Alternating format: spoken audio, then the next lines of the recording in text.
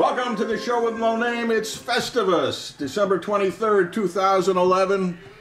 Happy Festivus. Gavin Murdoch, Jim Nicosia, I'm Bob Going.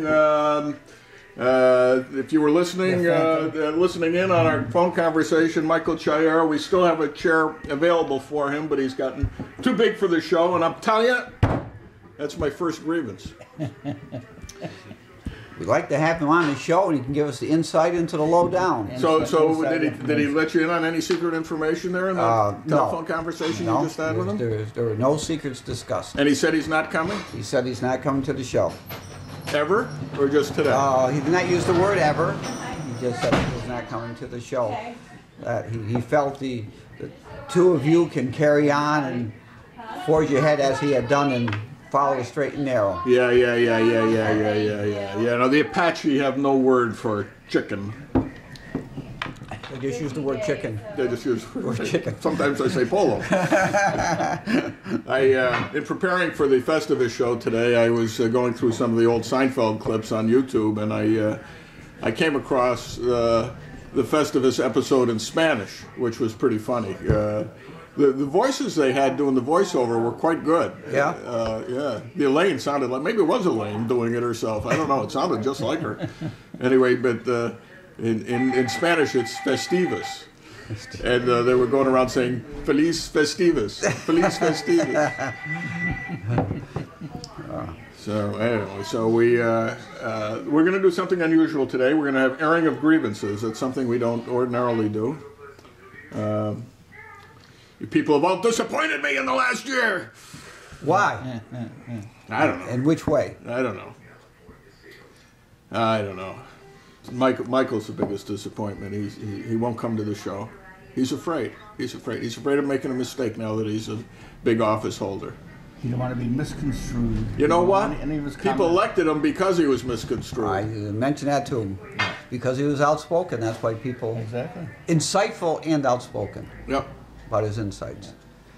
So that's too bad. He was. But he hasn't given up on any of his other interests. He's still looking at the school board stuff, right? Yes. He said he attended a school board meeting the other night. He did listen to the superintendent for a few minutes yesterday when he was on the radio, but he did not give us any insight into what took place at the school board meeting. But the school district is going to have a meeting, he said, on January 11th, which many issues will be discussed. They're going to set up little.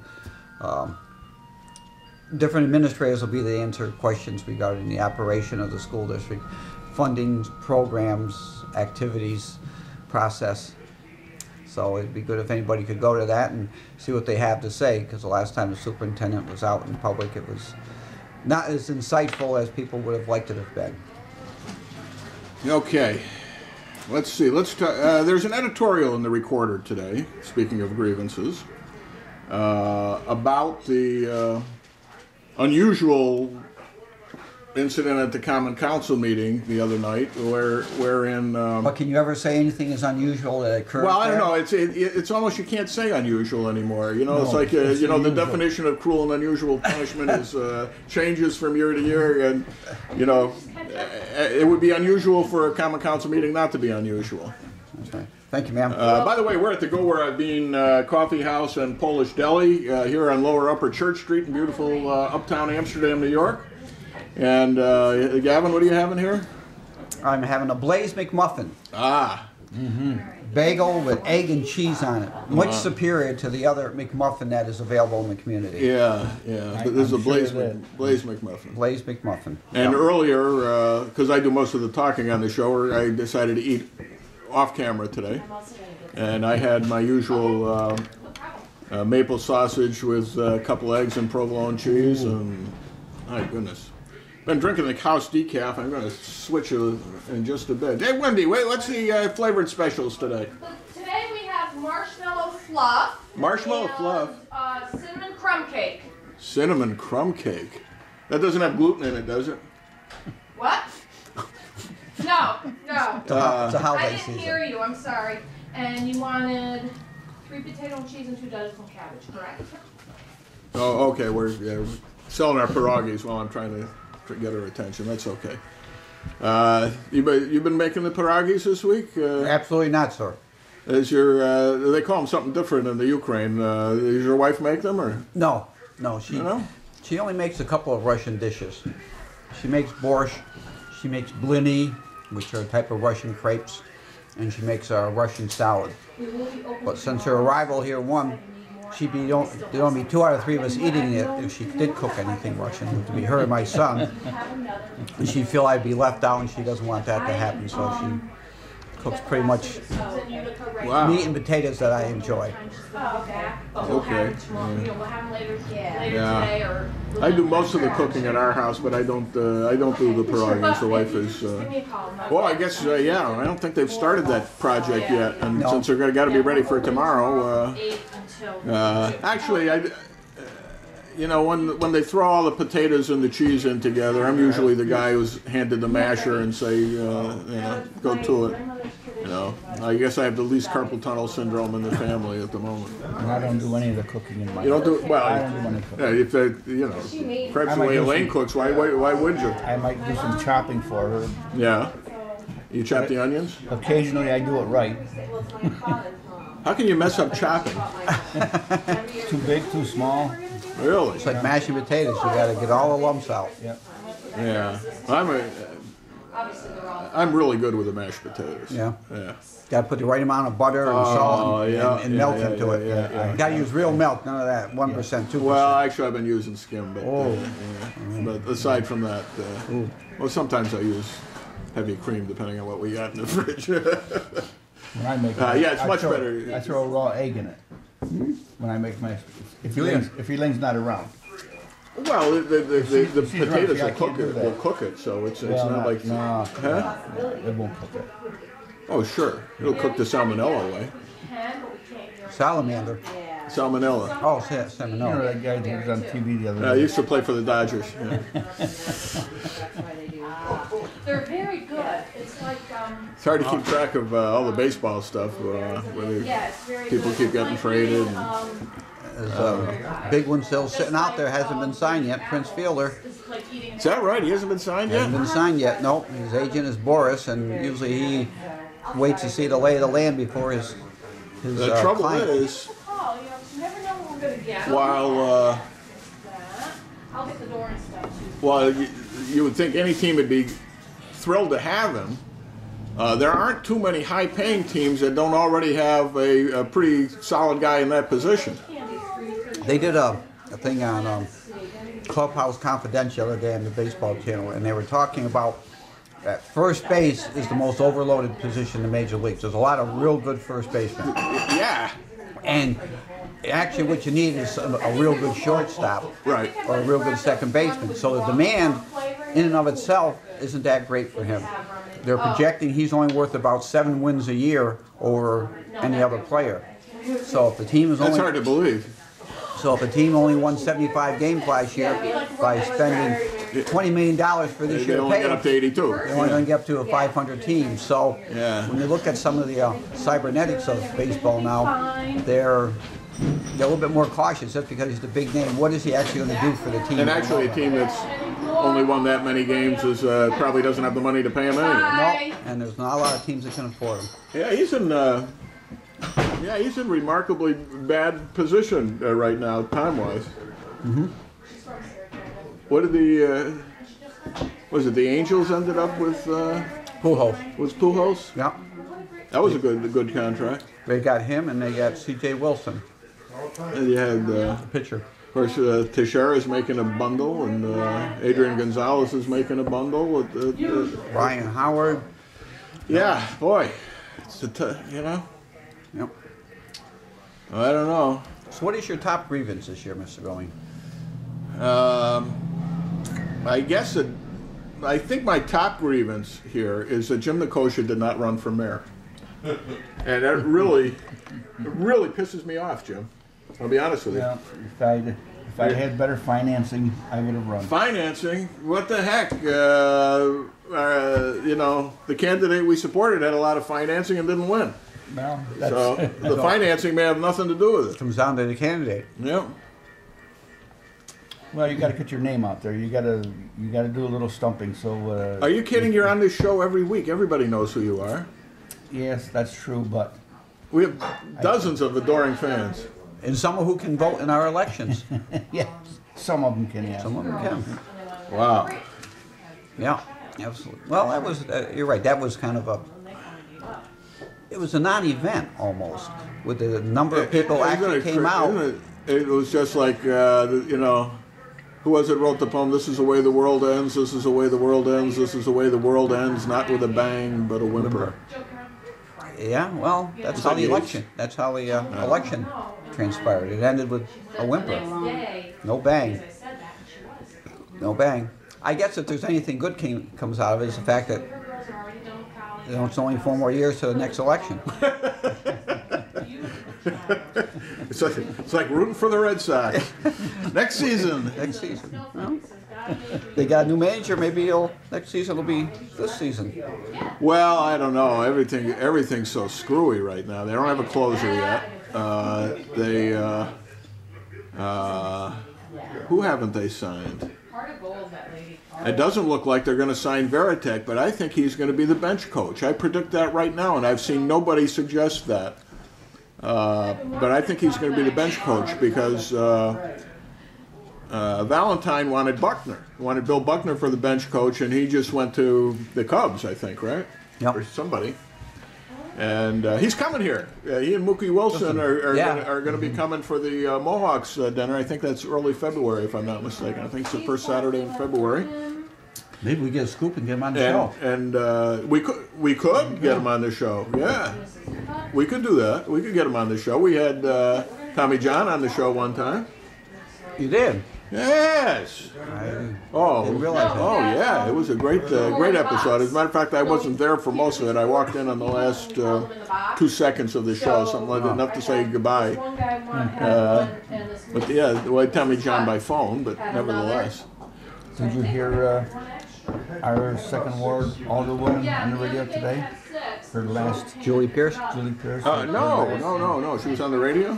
She was on the radio, her exit, her last hurrah, I guess you want to call it. Well, she played an elf last week for the downtown soiree there. I was reading to the many children who came into the book hound. It's nice to see so many people in a bookstore. You don't see that often, particularly here. He's got a great collection, Dan Weaver, down there. I mean, really eclectic. I love used bookstores. There's something hiding behind the next corner all the time. I've picked up some good stuff over the years.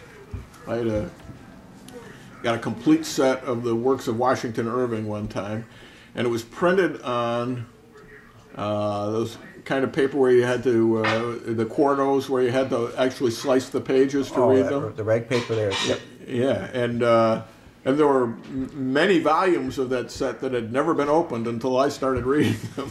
Really? Yeah. I probably destroyed the value of them by cutting the pages, but what the heck.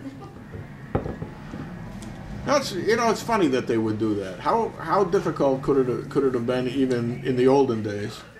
I'll have the cinnamon crunch there. I'm good now. Well, time was money back then, and since you had to do it by hand, you wanted to move on to your next project. Yeah, but I don't know how much. I mean, this was probably the end of the 19th century. They were like, I mean, all you got to do when you're done is just take a slicer to the edge. That's all. I mean, how hard can that be? I don't know. I've never used I don't know. the Vegemag slicer and dicer. Depending on how many volumes you got to slice. Yeah. Well, I'm sure even then, with the Industrial Revolution, they had machines that could do that. I don't know.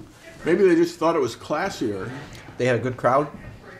Not particularly, because it was a kind of lousy weather. And, there was a good crowd at where we were, but I think the rest of it was kind of fizzled with the rain.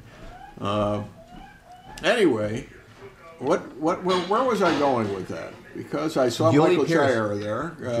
Julie Pierce was the elf. That's how I got into that. Okay. So I read Green Eggs and Ham and Night Before Christmas. Oh, Green Eggs and Ham is terrific. That is a great work of literature. I got to tell you. Good pictures, too. So, but the kid I'm reading to apparently was familiar with it.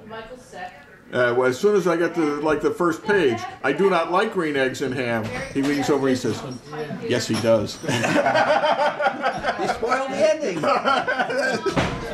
Spoiled the ending for all the adults who didn't know it. Now you've spoiled the ending. Bobby O'Brien told me the greatest story yesterday. You can tell it's Christmas time here at the Go Where Bean Coffee House in Polish Deli. Anyway, he was working at WCSS back in the like '93 or something like that, and he's playing these old Mitch Miller records, you know, the Sing Along with Mitch. Yeah. And you know, by 1993, those records were beat to hell. They're all scratched up. So Bobby O'Brien, being Bobby O'Brien, picks up the phone and calls Mitch Miller down in New Jersey. He was like conducting the Atlantic City Symphony or some crazy thing like that. Calls up Mitch Miller's office, and the woman's, I'll put you on with Mitch. And so he says, where do I get replacements for these albums? Mitch Miller says, what's your address? So he gives him his address. He doesn't think any more about it. A couple of weeks later, he gets home at 1 o'clock in the morning, and suddenly the next door neighbor comes pounding on his door. And she says to him, 1 o'clock in the morning, she says, you're not going to believe this. She said, Mitch Miller stopped at my house and left this package for you. Oh, he missed his visit. He was on his way to Rochester to visit his sister, and stopped in Amsterdam, found, and this was before GPS, he goes up to McClary Avenue and drops off with a neighbor, because Bobby wasn't home. Finds a neighbor, gives her the package. Oh, now, can you imagine? I mean, he's got one of the most distinctive faces in the universe. You know, 32 albums, and it was the old, you know, that opened up with the folder in it with all those song sheets. You know, so you sing along. Follow the bouncing ball. Yeah. Yellow Rose of Texas. Be kind to your web-footed friends. Duck baby, somebody's mother. Be kind to your friends in the swamp. Where the weather is very, very down. That's right. Now you may think that this is the end. Well, it is. Well, it is. It's not. We'll do that again at the end. So yeah, Julie Pierce was the elf. I think that's the whole story. That's it. That's the whole story. That's what I know about Julie Pierce. So what did she have to say on the radio? Yeah, she was saying how it's good and bad being an older woman. That there's a lot of positive things, a lot of negative things, and it's the best of times is the worst of times. Yeah, everybo's got Dickens on the mind these days. The people that complain should fill their shoes, and they wouldn't complain so much. To that effect.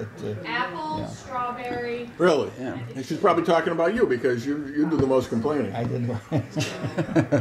Not that there's anything wrong with it.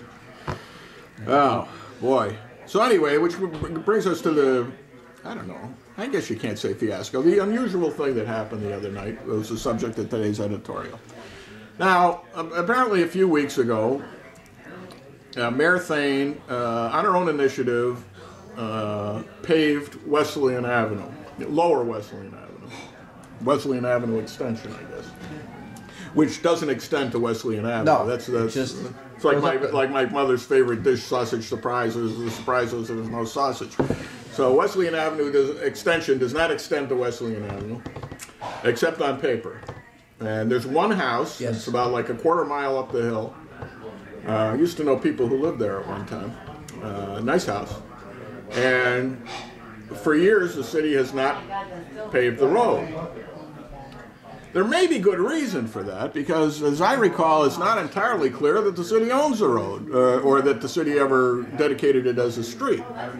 I suspect not. I think the city obtained the road when the McFarland family stopped paying the taxes on all the streets up in the subdivision, which we're talking like in the 50s, 1950s, Yep. Campus Heights. And as a result, that road has probably not been paved. I don't know whoever paved it, to tell you the truth. So it's been steadily deteriorating. Now, is that different from any other road we have in the city? It's worse. It's in worse physical condition. But I don't think there's any question about that. The question is what to do about it. Okay. My theory always was, if you're going to pave that street, go all the way and connect it, and open up about 6 or 8 building lots up there. But really, with absolutely no authority, she has a city engineer arranged to have that street paved. The Common Council did not approve this. It's like $20-something thousand, which is not chump change these days. I mean, it's half an employee for a year. You know, I mean, we cut employees and then we throw in 20 grand for a street that goes to one house. Now, the theory that she gave was it was an emergency, and the city engineer has the authority to do that. Well, it wasn't an emergency. There was no threat to life. He couldn't get his truck up there, 4-wheel truck up there, he said. That doesn't make it an emergency.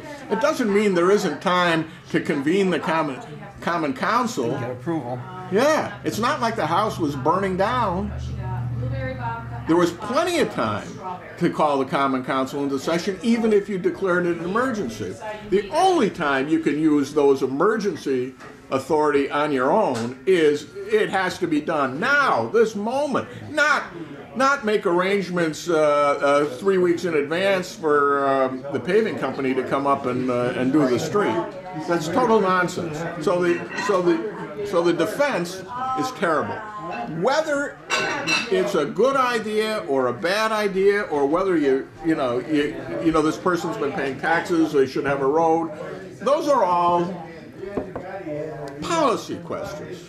They're not emergency questions. So the thing that bugs me about it, and apparently bugged Joe Isabel, who pulled the resolution for payment, is that, as usual, why can't anything be done the right way? Does the mayor's reelection, does she think that now that she can do whatever she wants because the 16% of the registered voters who voted for her have given her carte blanche to rule as the queen? That was one of the points that Julie was making on the radio, the fact that so little of what takes place is actually done openly in this administration, that it's just a very typical example of how business as usual is being conducted, as opposed to how business should be done. And it won't stop. And it won't stop Until they make an issue of it and say, no, we're not going to pay it. You pay it out of your pocket because you didn't get authorization. When they do that, then those things will stop. And so they made this point, but didn't resolve the issue, because the next time she'll do it exactly the same way again, because she'll get the same result. My mouth seems to be brinkmanship. And they did the same thing with the flowers, the bulbs. All that stuff. Yeah. And when she has to pay it out of her pocket, then it'll stop. But even when they refuse to pay for something, it gets paid for anyway. It's paid for anyway. That hopefully will stop with the new controller. But that's true. That might. Yeah. But the way they do it, everything is. That's really my biggest grievance, that they don't do anything the right way. And it isn't hard to follow the rules. You may not always get the result you want, but follow the damn rules. They're following the rules of the Corporation Council. He makes his own. No, they're not following the rules of the Corporation Council, and he doesn't make those rules. He just says, what do you want me to say, and then he says it. Well, that's what I mean. Those are the rules that he's putting forth, and she's saying he said it's okay. Actually, he never said that this was okay. No, he didn't. Yeah, and I noticed that. Yeah, and it wasn't okay. We're gonna have your special guest on, or no? He's just here to observe. I'm working today. Yeah. He came over with me so we could be part of the show and have my breakfast. Oh. You're working today? Yes. You're at 8 to 8. Wow. And, They make you work on Festivus? Yeah. Well, yeah. probably because so many of the people who are ahead of you in seniority are taking the day off. Yeah, so I am working on Festivus, also Christmas Eve and Christmas Day. Really? Yeah, yeah. But And occasionally that happens. it does, the way everything fell. But it'll work out a little bit more that we'll have to spend next summer when we make the trip across the pond. So there's something good that usually works out of everything. But when I work, if one of our consumers participates or goes with me, then I can go and I don't have to take time off to do it. So it's a symbiotic relationship. Right. We both get something out of it and get out and everything. Very good. And Yeah. plus he gets to be educated. Educated, and you get a free breakfast. There you go. There you go. Yeah. So well, that's the only grievance you have, though, huh? That's right. I thought you'd have a few more. I got to tell you, I can't think of any I got against you, Gavin. You've been pretty well behaved. You've added a lot of class to this show. I see Misha's name in the paper again the other day. What do you do now? You got a couple goals on In the soccer game the other night. game? Yeah, 2 goals and 2 assists out of the 4 points that they got. So he had a good game. That was a very good game. Good game. Wow. He had his Following the footsteps of his Uncle Bus, huh? yeah. You know, you say that. Go Week ahead. prior to that, the week prior to that, he got another award for something. Didn't he? Was it with the bagpipe? Yeah. He got another one of those. But he had his Cayley the other night, which is Scottish. Celtic. A Celtic recital down in Albany. They did that, and it worked. I think I put up on your Facebook page there. But you know, he's been busy, you know, which is good. Keeping him busy keeps us busy and keeps us out of the house and out of trouble. So that's a good thing, you know. Anyway, about soccer. Soccer, yeah. And Uncle Bus. Uncle Bus in the PX that we've discussed in the past. They did a will to the future in there, and I've been meaning to print that up. and all the isn't that terrific? all the soccer players on the team, they made a projection of what was going to be for them as far as What their grandchildren- progeny grandchildren are going to be. And in there, it's funny that his son Scooter, as he was going to call him, was a soccer player and did some things. But he never did have any children, so we skipped a generation. We got down to Misha, so he's kind of filling in that. But there was some interesting Actually, prophecies in there. Bob. a fair number of those people never had children. No. But it was funny projecting because this is really the grandchildren. This will be, it takes place like in 1985. It's a little skit about the grandchildren of all the soccer players from 1940. And they talk about what their grandfathers did in the war and all this stuff, and it's beautiful. Yeah. I'm sure that was another one of your grandfather's pieces. That was good. But yeah. I ran into Tim McKnight the other day. Did you? I said, Tim, you've been reading about all the history of the McKnights? He says, I know the history of the McKnights. Well, okay then. All right. But it's been a good year. It's been a good year. I think the show has been a lot of fun. I think it's been very educational. It's the only one of its kind in the community, which is unfortunate. And we've kept it up for almost a year now. It's late January. We're almost approaching our first anniversary. Yeah. Yeah. Yeah, I also have no grievance against the two of you gentlemen, but I do have one against the vacant person. chair? Because let's hear it. I think he's let us down, because now would be a wonderful opportunity for him to be able to Jazz get up out, the show. jazz up the show, and get the information out to the people, things that are being worked on at the county level. Yeah, we don't know. Because as much as we don't know sometimes what's going on in the city, I think we know a lot less about the county. But in the long run, that's going to be just as important. Well, he's not there in an official capacity right now. So No, it doesn't matter. He's studying the issues. He knows what we're talking about. We'd like he's there to every day. we'd like to see the plans of mice and men of what's going to take place. That was an interesting Republican caucus that took place last week. It sounded like blood and sand. It looks like they're going to be backing Shane Walters for chairman from the town of Charleston, and I thought that was kind of an obvious move myself under the circumstances.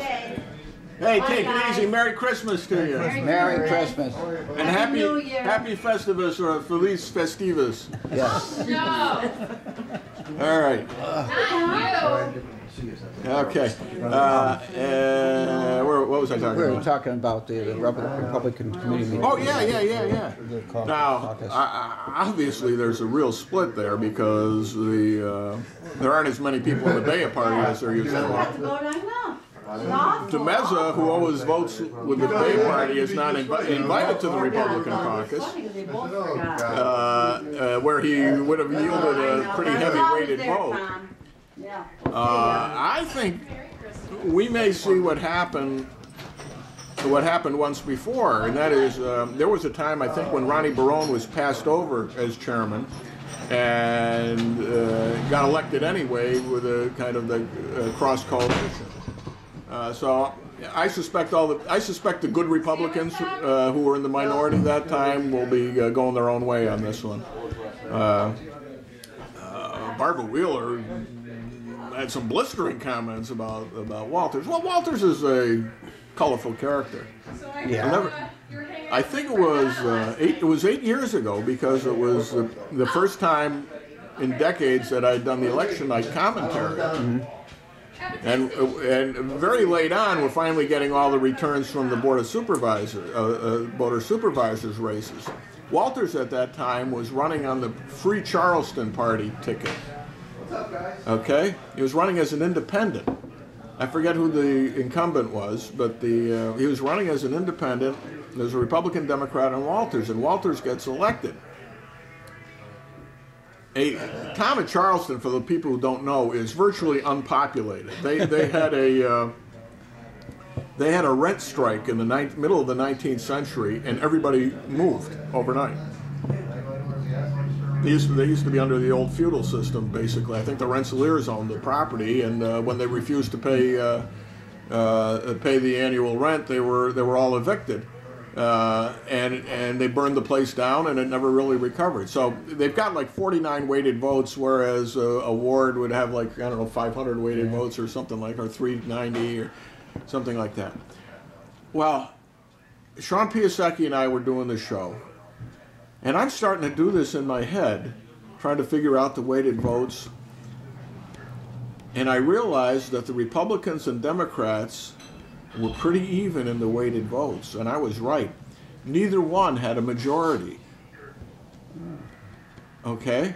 So that it turned out that the 49 votes from the town of Charleston on the independent candidacy of Shane Walters was actually the difference between majority and minority status, and which means the county attorney and clerk of the board and all that stuff. I said, wow. Well, as it turns out, things shifted. Demeza voted with the Republicans, and I think, and Walters didn't make a difference. But it was a Stop Walters movement, I guess, was the point I'm making. And we have to work around this guy. I know he was not a big fan of Ronnie Barone. He said to me one time, he said, "How can I have any respect for a guy who doesn't wear socks with a suit?"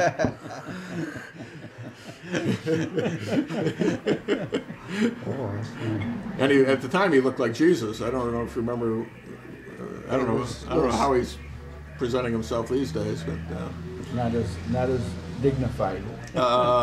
So anyway, so this should be interesting because there was a clear minority on the Republican caucus, and I don't know whether they were voting on weighted votes or just on how they were doing it, but. It's weighted votes. Well, I mean in the caucus on Saturday. They all agreed they were going to support Walters, except from the comments that Barbara Wheeler was making, and it doesn't sound like Misha was going to vote for her, but so now it becomes interesting. Maybe the Shane Walters of this election is going to be Michael Chiara. Well, Because he carries a lot of weighted votes, and he's in there as a conservative now. He's caucusing as a conservative. Maybe if the Republicans actually end up splitting and one faction coalescing with the town of Amsterdam Democrat, and the other coalescing with the St. Johnsville Democrat, maybe it'll be something. you know, he may be in a position of more influence than he thought he was going to have. There was His comment in the paper was something like, "Whatever they decide, Yeah, it's not up to me. I'm only one vote." right. yeah, and he wasn't. He's not official yet, so he's not making any comments. Y'all set for Christmas? Coward. He makes them when he is official. Oh, he will. There was an article the other day in the paper about a grant that Tswnn received, and they're going to be relocating. Now, my question to you is, where their present location is that in the city of Amsterdam? It wasn't clear from the article at all, was it? No. There's a couple. But they're not going to. They're going to be in the town. But where they are Actually, now, they're moving to the town of Florida, right, aren't the they? town of Florida. But are they in the city of No. Amsterdam where they are now? There may be a little There's piece of a it. little piece of the. It might the be a little property. piece of Little it, but piece of the the property. bulk of the buildings are in the town of Amsterdam.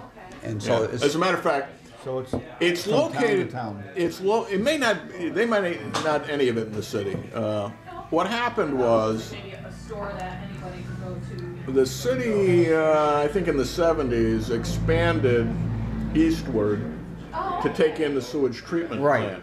But in doing that, they did not interrupt. Yeah, they went around. It's a jagged line. So Quist Road is a little bit of it's in the city, but most of it is not, or at least the part where Quants comes in. So I thought, you know, there's more city tax property that's not going to be receiving any tax. That was taxes a from. big question on one of the on the radio show a day or two ago, and they put the question to Joey Isabel, and he says, "I'll be right back."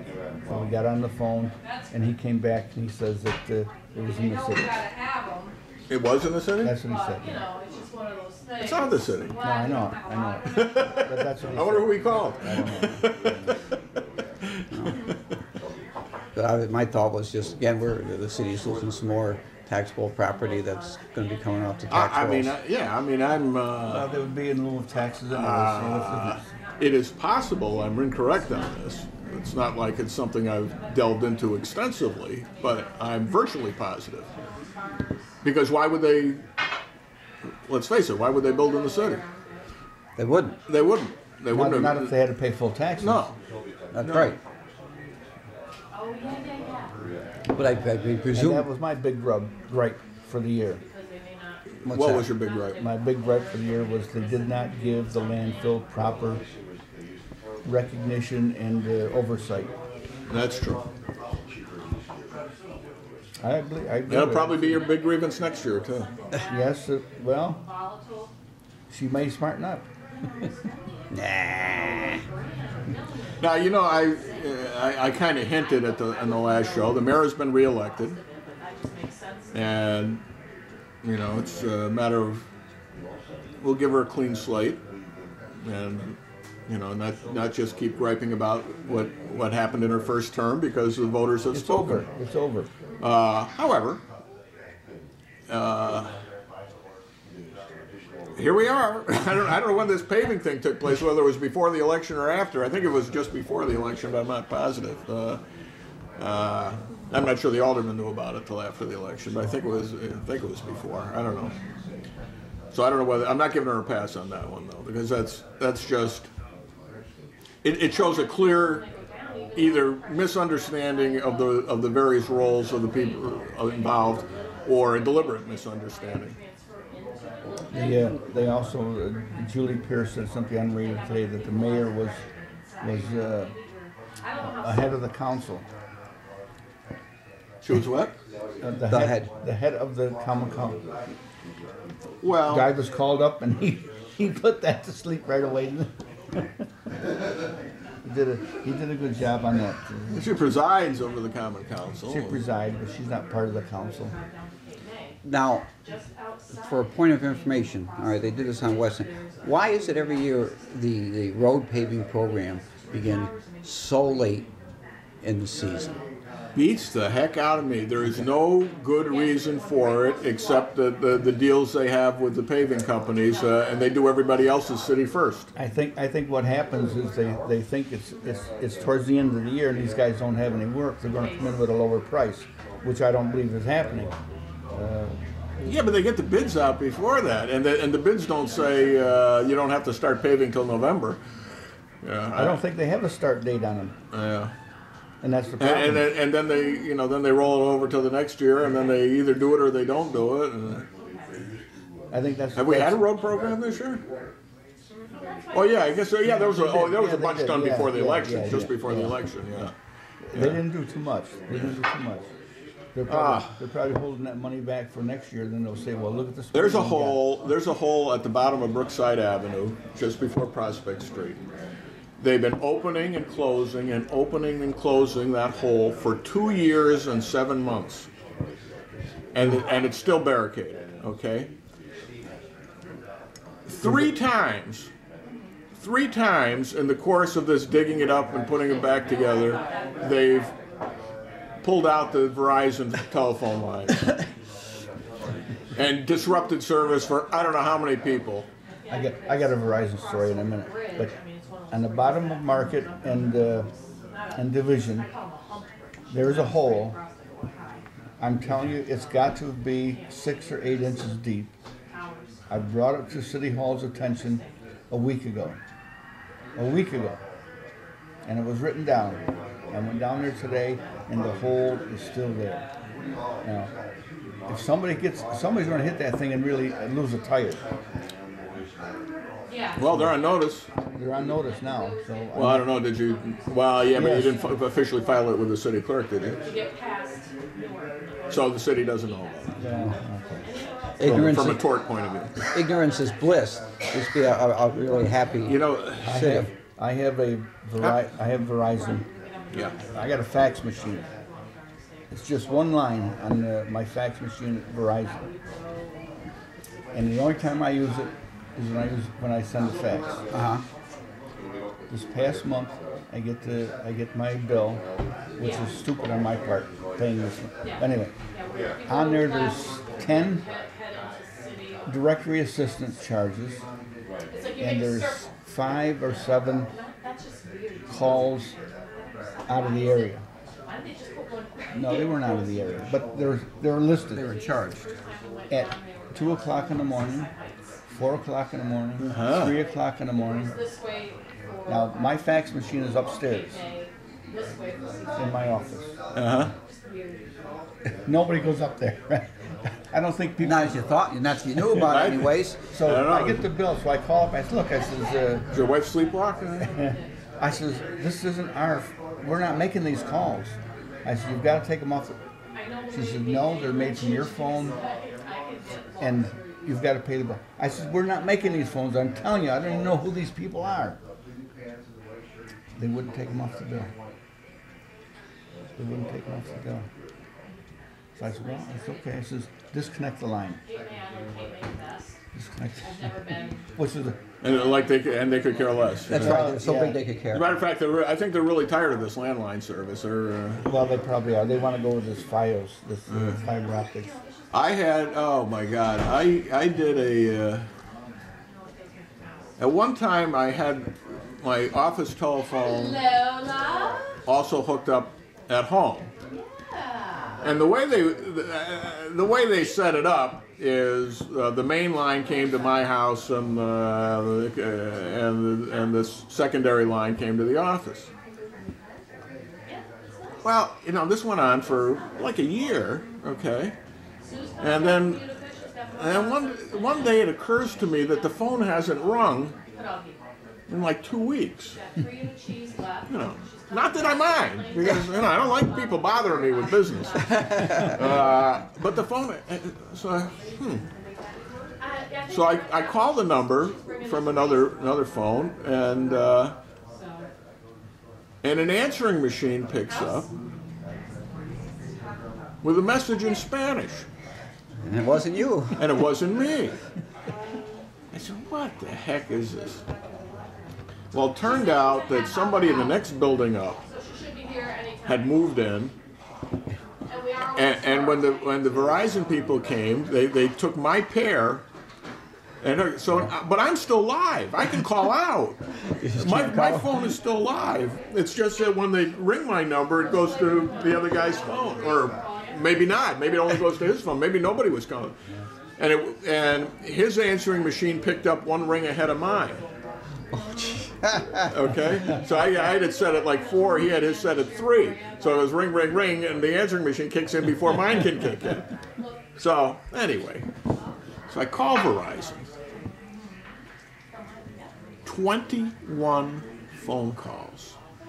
21 phone calls it took, and I got the same.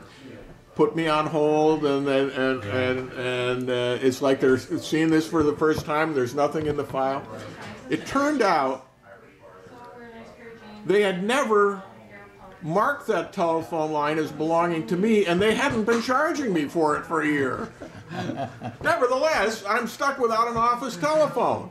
If it's ringing at home, fine, you know, where I'm not. Their rationale with this thing was because I have 2 telephones in the house. One was for the fax, which was Verizon. The other one was Time Warner, was for my house. They said somebody's walking by the house with a portable phone, because I've got a portable phone on that Time Warner line. Wait, that makes no sense. I know. They're going by, they're accessing my home phone with the portable, and it's switching over to the Verizon. So wait a minute. I said, this can't happen. They're not connected. They're not connected. In any way. She said, well, they're so close together. It's so close. It's just jumping. Did you tell her you had a career in electronics? I said, well, Obviously she didn't. so they said they were going to send a repairman to look at the line because there was static in the line. She said that was the problem. Wow. I said, disconnected. I said, you're going to save me $49 a month. I said, for. Did you guys happen to catch my Laura's video from yesterday? I watched that yesterday. I didn't see that. Oh, well, I got it. I got it on America's Got Talent. I got it on Facebook. I got it on my blog. I got it on I didn't see it YouTube. on your blog. Well, it went up late. Yeah. But I went on this morning. No, it's on there. This morning was the festive and. The Festivus, and the next one is Laura Ann explaining the meaning of Christmas. I didn't see it. Do not be afraid. I never thought I'd be able to get her to do that. But last week, I'm sitting at the dining room table with her mother, and she's in the hallway, and she's got her shepherds and the sheep lined up, and she's got the angel, and all of a sudden I hear, "Do not be afraid, I have good news." And she goes through the whole thing. And you know, a tear ran down my face. It was beautiful, and it turned out that was her line in the Christmas pageant at Mrs. Hitty's preschool, the Noah's Ark preschool down at the Calvary Assembly of God Church building, the old New East Main Street school. St. Mary's. And it was SMI for a while. That's right. Yeah. So. Well. So, but she usually gets shy when you put the camera on, but I caught her in the right mood, and I got her to do that thing, and I thought it came out pretty funny. Her trying to teach me how to do it. I kept flubbing it. No. Start over. Go. Anyway, it's little moments like that make fatherhood and grandfatherhood very, very, very special. Yeah. I think because I'm going to probably plug in a little bit of extra stuff on the first hour, I'm going to close the. We're going to close the first hour here, and when we're going to come back, we're going to forget all about Festivus. I'm sorry we didn't get to the feats of strength, which we usually do. Well, Gavin, here. There you go. Watch out my coffee.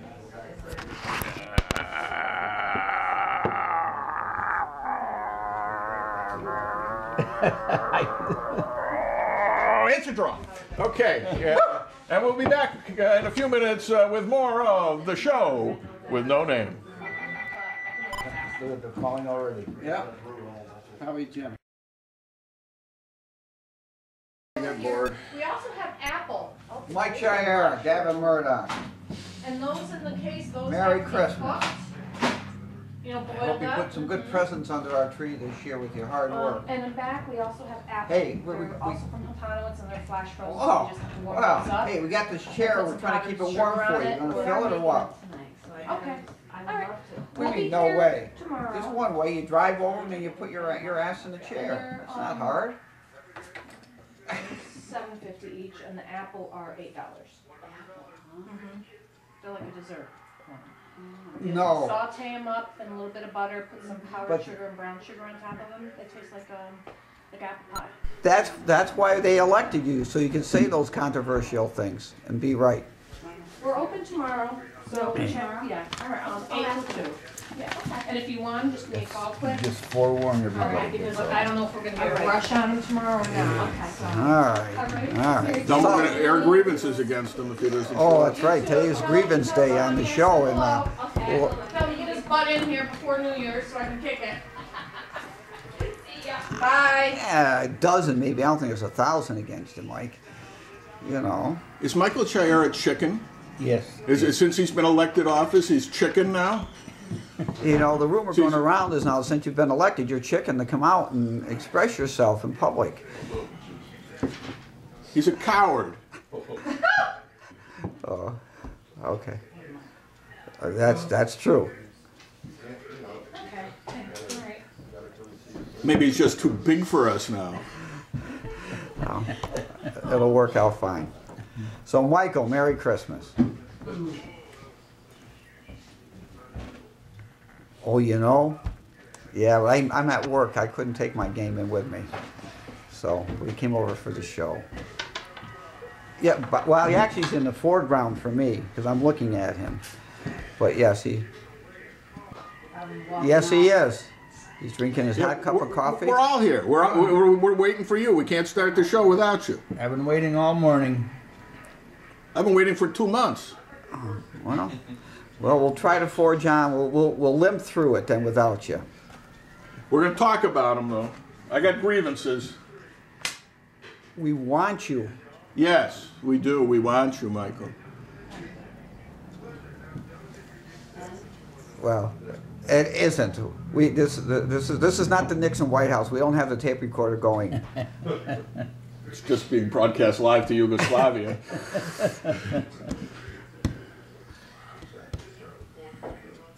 Yes, they have.